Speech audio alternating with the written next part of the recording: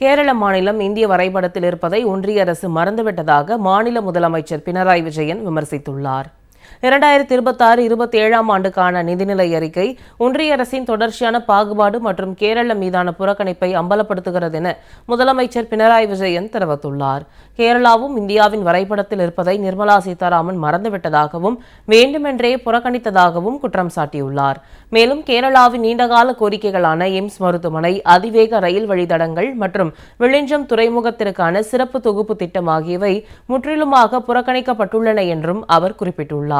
மாநிலங்களுக்கான நிதி பகிர்வு 41% உயர்த்த வேண்டும் என்ற கோரிக்கையை நிராகரித்தது கூட்டாட்சி தத்துவத்தை சீர்குலைப்பதாகவும் குற்றம் சாட்டியுள்ளார். ஒன்றிய பட்ஜெட் கார்ப்பரேட் நிறுவனங்களுக்கு சாதகமாகவும் சாதாரண மக்களை வறுமையில் தள்ளும் வகையிலும் உள்ளதாகவும் தெரிவித்துள்ள பினராயி விஜயன், கேரளாவை சேர்ந்த ஒன்றிய அமைச்சர்கள் இந்த புறக்கணிப்பு குறித்து பதிலளிக்க வேண்டும் என்றும் தனது அறிக்கையில் வலியுறுத்தியுள்ளார்.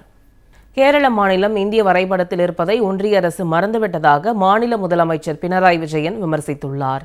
2026-27ஆம் ஆண்டுக்கான நிதிநிலை அறிக்கை ஒன்றிய அரசின் தொடர்ச்சியான பாகுபாடு மற்றும் கேரளம் மீதான புறக்கணிப்பை அம்பலப்படுத்துகிறது என முதலமைச்சர் பினராயி விஜயன் தெரிவித்துள்ளார்.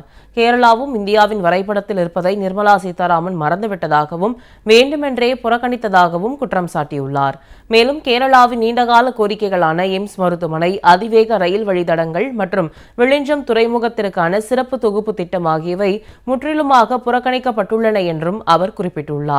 மாநிலங்களுக்கான நிதி பகிர்வு 41% உயர்த்த வேண்டும் என்ற கோரிக்கையை நிராகரித்தது கூட்டாட்சி தத்துவத்தை சீர்குலைப்பதாகவும் குற்றம் சாட்டியுள்ளார். ஒன்றிய பட்ஜெட் கார்ப்பரேட் நிறுவனங்களுக்கு சாதகமாகவும் சாதாரண மக்களை வறுமையில் தள்ளும் வகையிலும் உள்ளதாகவும் தெரிவித்துள்ள பினராயி விஜயன், கேரளாவை சேர்ந்த ஒன்றிய அமைச்சர்கள் இந்த புறக்கணிப்பு குறித்து பதிலளிக்க வேண்டும் என்றும் தனது அறிக்கையில் வலியுறுத்தியுள்ளார்.